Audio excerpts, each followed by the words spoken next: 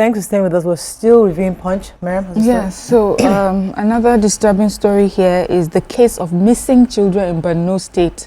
And it has sparked public outcry following a disturbing video of a young boy confessing to undergoing military training in a forest alongside dozens of other children. So they say that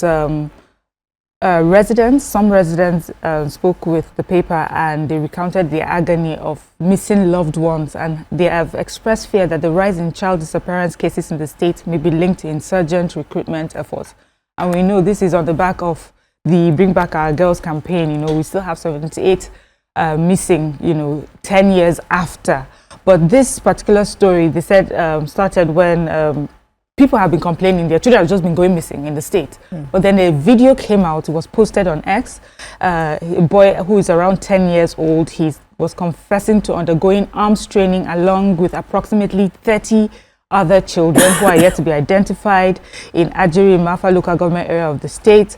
They said that, this video they said was recorded around January 22nd this year. The boy demonstrated his knowledge of handling the firearms. He confessed that he and other children of similar age were receiving military drills deep inside the forest. Now, they said that the way he handled, so he was handed a gun, and the way he handled it, he unloaded, he reloaded the magazine. They said he displayed alarming level of proficiency in handling the weapon. So obviously his confession is true that he and a group of children are getting military training. One resident, a mother of two in Mafa, in the area, said that there's a camping area for the children, and she also confirmed disappearance of her 6-year-old child for over 3 years without a trace. On to you, federal government of Nigeria, the presidency, and the Nigerian military. What is happening? Yes. We'll leave those people with this exposure that came from the USAID. As you are reading that story, my mind is just spinning me. That topic I'm telling you, it's just spinning me. It's just spinning me. They sit down and really unpack it because there's so much stuff going on there. Yeah. But going out to the organization. Okay, go ahead. The human interest story. So this young man, Mohammed Bello, was arrested in Ilorin, and he says he's an Islamic cleric, but he was, arrested for killing and dismembering the body of one lady, Afsalawa, whom he met on Facebook. He insisted, he's a 29-year-old, he insisted the girl was his girlfriend, and that even though they met on Facebook, she had visited him because, she had promised to come after attending a naming ceremony, and that she had requested for food, which he went to get, but came back, met her, gasping for air, and eventually she died. And that so he only dismembered the body, to cover up her death because he didn't know how to handle it. But I don't agree. So that's his confession. The police of Kwara State, the Kwara State Police Command said they've commenced investigation. They don't have further information, and I hope that they don't accept his statement as what he has said. I hope that they investigate clearly, because I think when a person dies in your custody, or your residence, an autopsy can prove that they didn't die from strangulation or something else, or that they have a health history. Also, in the same story, her family members and family friends are saying it's impossible that she cannot have asthma and partake in the cooking of naming ceremony rice, which she had cooked and was about eating before he called her to come over to his place. And this is becoming rampant, femicide and all of those things. We need to do something about it. It's becoming a thing where every time, we should deal with it. Okay, so the Organization of Petroleum Exporting Countries have expressed optimism that the Dangote petroleum refinery can lower prices in Lagos. This is as the refinery itself is even asking the federal government to fully implement the Naira for crude deal by supplying with enough feedback for its ramp-up plan. As you recall, Dangote refinery has a 650,000 capacity and is the largest single train refinery in the world. The president of Dangote Group, Aliko Dangote, had said that the refinery could satisfy Nigeria's needs and also export to other countries.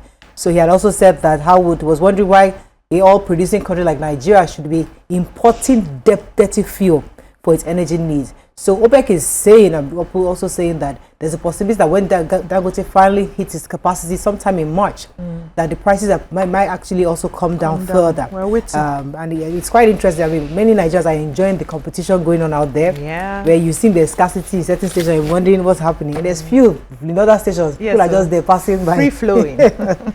Moving on now to Vanguard. Trump's energy policy, FG's won 16 point. No, let me take that again. Federal government's 19.6 trillion naira revenue target under threat. PDP APC bicker over party's internal crisis. Youth raise police station in Ondo over alleged death of detainee. 2027 Matawale blast SGF Lawal says North solidly behind Tinubu. FGs will engage 28,000 Nigerian health workers as you said payroll.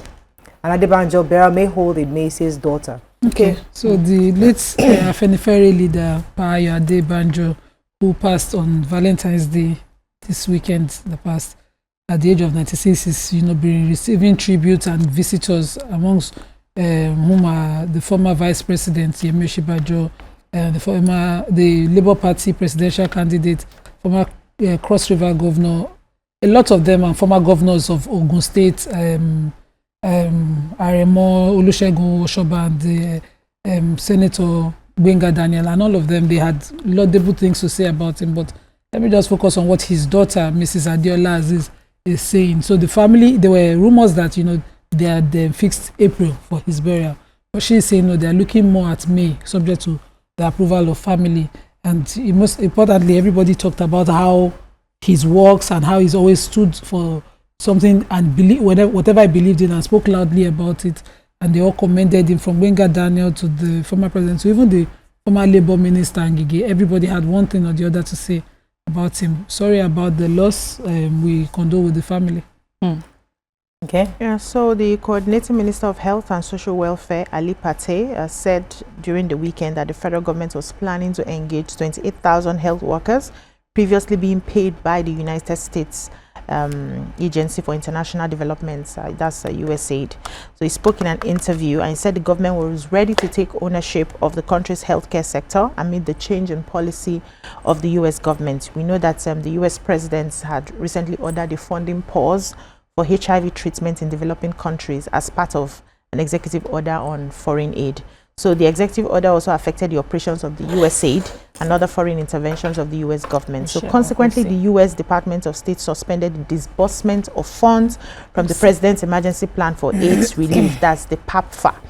And they have been providing HIV treatment for more than 20 million people living with the disease in Nigeria and also globally, including 566,000 children under 15 years of age. So the Joint United Nations Program HIV/AIDS, in a statement, has said the US government had approved a waiver that allowed people living with HIV to continue accessing treatment, but all of this had come to a pause. They also said the Federal Executive Council had recently approved an allocation of 4.5 billion for the procurement of HIV treatment packs to support Nigerians living in HIV. So while he was speaking, he said Nigeria has not invested heavily in the health sector, and that's why we have all of this. But that the President Bola Ahmed Tinubu is trying to change the narrative. They're going to be investing more in this. When USA has decided to take their money back, they have to step in and help their own people. We're a big country, we should be able to take over and do things for our people, especially in regards to the HIV treatment. Okay, I have in Akure, they said irate youths in Ifon Ose Council area of Ondo State have reportedly set fire on a police station in the town over the alleged torture of a detainee to death. So the story is that a young man was arrested and detained in police custody, but he was tortured to death. And when the youths of the area heard about this, they stormed the police station, chased away officers, including the DPO, and set the station ablaze. And then they marched through the town protesting the alleged killing of their friend in custody. The police, however, denied that the boy died in their custody. So according to another witness, or another account of the story, is that there was a fight between two families, and during the fight, violence broke out, and that boy was injured in the fight, was rushed to the police station and then taken to the police to the hospital where he died. That's according to another account. But the youth of the area don't believe that's the case. they feel that he was arrested because of that issue between the families, and then he was tortured while in detention. So the police said they're going to be investigating, the cause for burning down that area, and then bring all those who were part of it to book. Okay, that's all we can take on Front Page Review this morning. Let's go on a short break. When we come back, move on to our hot topic of today. Stay with us. We'll be right back.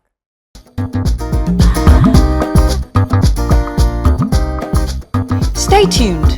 Your View will be right back.